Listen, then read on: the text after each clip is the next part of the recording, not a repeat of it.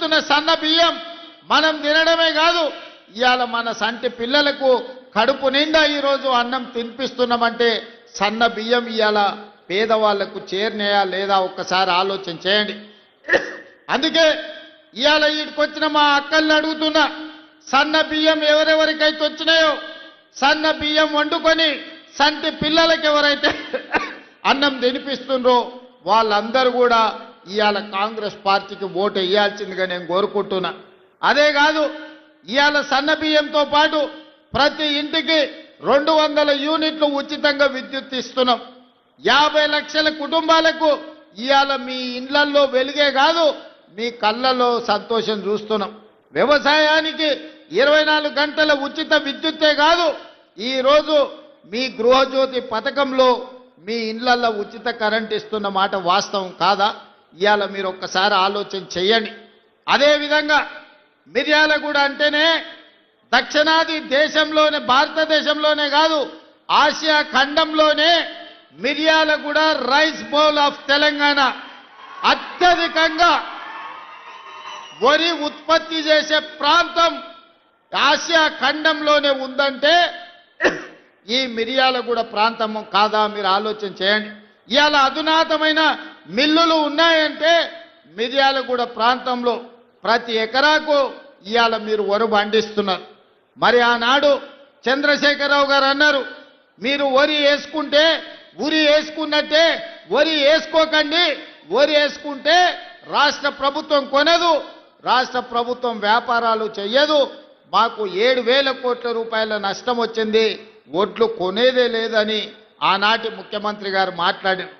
మరి ఈనాడు మన ప్రభుత్వం వచ్చిన వెంబడే పెద్దలు ఉత్తమ్ కుమార్ రెడ్డి గారి నేతృత్వంలో మీరు వరి పండించండి, సన్న ఒడ్లు పండించండి, గిట్టుబాటు ధరనే కాదు 500 రూపాయలు బోనస్ కూడా ఇచ్చి ఒడ్లు పండిస్తాము, ఒడ్లు పండించండి, చివరి గింజ వరకు కొంటామని బోనస్ 500 రూపాయలు ఇస్తున్నాం.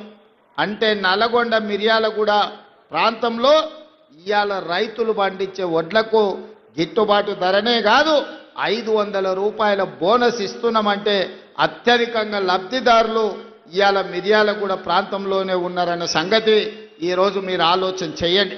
అదేవిధంగా రైతు రుణమాఫీ 25,35,000 మందికి 21,000 కోట్ల రూపాయల రైతు రుణమాఫీ చేసి రైతులను అప్పుల నుంచి విముక్తి కలిగించడమే కాకుండా రైతు భరోసా కార్యక్రమంలో భాగంగా ప్రతి ఎకరాకు 6,000 రూపాయలు, 9,000 కోట్ల రూపాయలు 9 రోజుల్లోనే మీ ఖాతాలో వేయడం జరిగింది. తొందరలోనే మళ్ళా 9,000 కోట్ల రూపాయలు రైతు భరోసా కార్యక్రమంలో భాగంగా మున్సిపల్ ఎన్నికలు ముగిసిన వెంటనే మీ ఖాతాలలో రైతు భరోసా నిధులు వేసే బాధ్యత రాష్ట్ర ప్రభుత్వం తీసుకుంటుంది.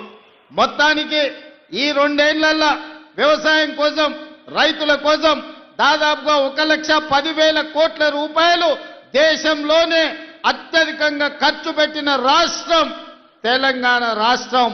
రైతు సంక్షేమం కోసం ఈ రోజు పథకాలను అమలు చేస్తున్న రాష్ట్రం తెలంగాణ రాష్ట్రం. అదేవిధంగా మా ఆడబిడ్డలు ఉన్నారు, మీరు ఆలోచన చేయండి.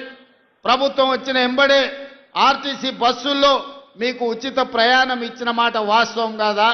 ఇవాళ మా అక్కల్ని అడుగుతున్నా, మీ అమ్మగారింటికి పోయినా, లేకపోతే అమ్మవారిని దర్శించుకోవాలన్నా, లేకపోతే మేళ్ల చెరువులో దర్శనానికి ఇవాళ తిరునాళ్ళు రాబోతున్నాయి, మేళ్ల చెరువు తిరునాళ్ళు, లక్ష్మీ నరసింహస్వామిని దర్శించుకోవాలన్నా, భద్రాద్రి రాముణ్ణి దాన్ని కొలుచుకోవాలన్నా ఇవాళ ఆడబిడ్డల్ని ఎవరన్నా ఆర్టీసీలో 1 పైసా అడుగుతున్నారా?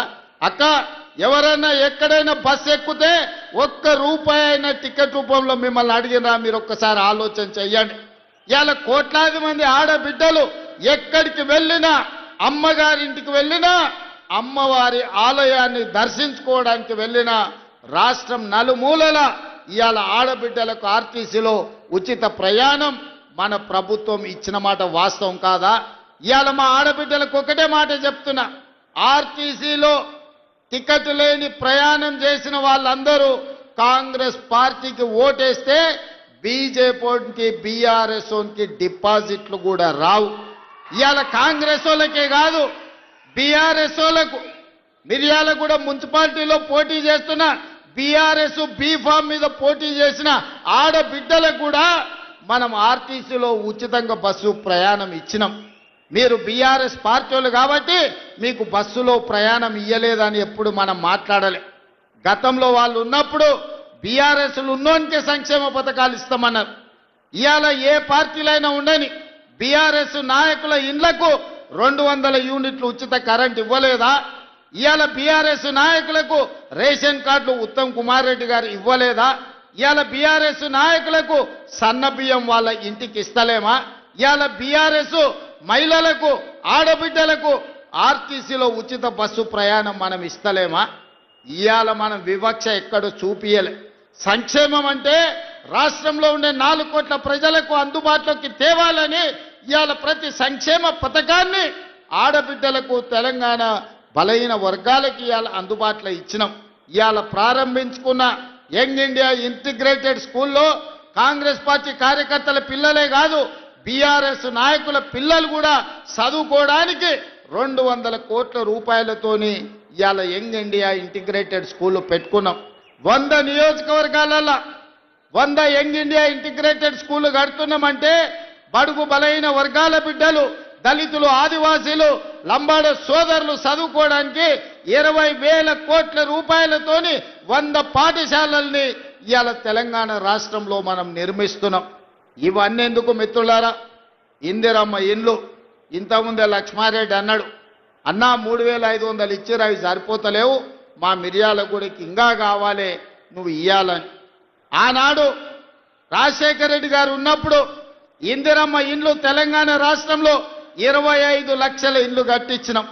డబల్ బెడ్రూమ్ ఇండ్లు ఇస్తా అన్నాడు. మీరు అల్లుడు తేడ వండుకుంటాడు, కొడుకు కోడలు ఉంటే యాడుంటారు, కోడి పిల్ల కుక్క పిల్ల ఉంటే యాడ కట్టేసుకుంటారని కేసీఆర్ మనకు ఊరిచ్చిండు కానీ ఆయన 1000 ఎకరాలలో ఫామ్ హౌస్ కట్టుకున్నాడు. పంజగుట్ట చౌరస్తాలో 10 ఎకరాలలో 2,000 కోట్లతోని గడి నిర్మించుకున్నాడు. కానీ మనకెవరికైనా ఒక డబల్ బెడ్రూమ్ ఇల్లన్న ఇచ్చిండా? 10 ఏళ్ళు ముఖ్యమంత్రిగా ఉండి ఏ పేదవాడికి ఇయ్యలే. సంవత్సరానికి 2 లక్షల ఇండ్లు కట్టుంటే కూడా 10 ఏళ్లలో 20 లక్షల డబల్ బెడ్రూమ్ ఇల్లు కట్టే అవకాశం ఉండే. కానీ ఏ పేదవాడికి ఇల్లు కట్టాలన్న ఆలోచన ఆనాడు బీఆర్ఎస్ చేయలే. కానీ మన ప్రభుత్వం అధికారంలోకి వచ్చిన వెంబడే నియోజకవర్గానికి 3,500 ఇండ్ల ప్రకారం 4,50,000 ఇండ్లు 22,500 కోట్ల రూపాయలతోటి ఇవాళ పేదోళ్ళకి ఇచ్చినాం.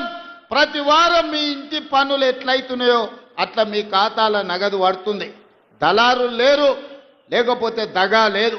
ఎవడు పేదవాడు ఉంటే వాళ్ళకి ఇందిరమ్మ ఇల్లు ఇచ్చి ఇల్లు వచ్చిన వాళ్లకు 5 లక్షల రూపాయలు ఇవాళ ఉచితంగా మనం ఇస్తున్నాం. ఇవాళ పేదలు ఇల్లు కట్టుకుంటారు. అందుకే లక్ష్మారెడ్డి ఇంకో 3,000 కావాలి మాకు మా మిర్యాలగూడానికి అని అడుగుతున్నాడు. ఒక లక్ష్మారెడ్డి కాదు, ఏడికెళ్ళినా ఎమ్మెల్యేలు ఒకటే మాట అంటారు, అన్నా ఏమని ఇచ్చినా ఇవ్వకపోయినా సరే, మాకు ఛాయ్ మంచినీళ్ళు వచ్చినప్పుడు ఇచ్చినా ఇవ్వకపోయినా సరే, కానీ మాకు ఒక 3-4 వేల ఇందిరమ్మ ఇల్లు మా నియోజకవర్గానికి ఇవ్వండి, పేదోళ్ళ ఆత్మగౌరవం పెరుగుతుందని అడుగుతారు.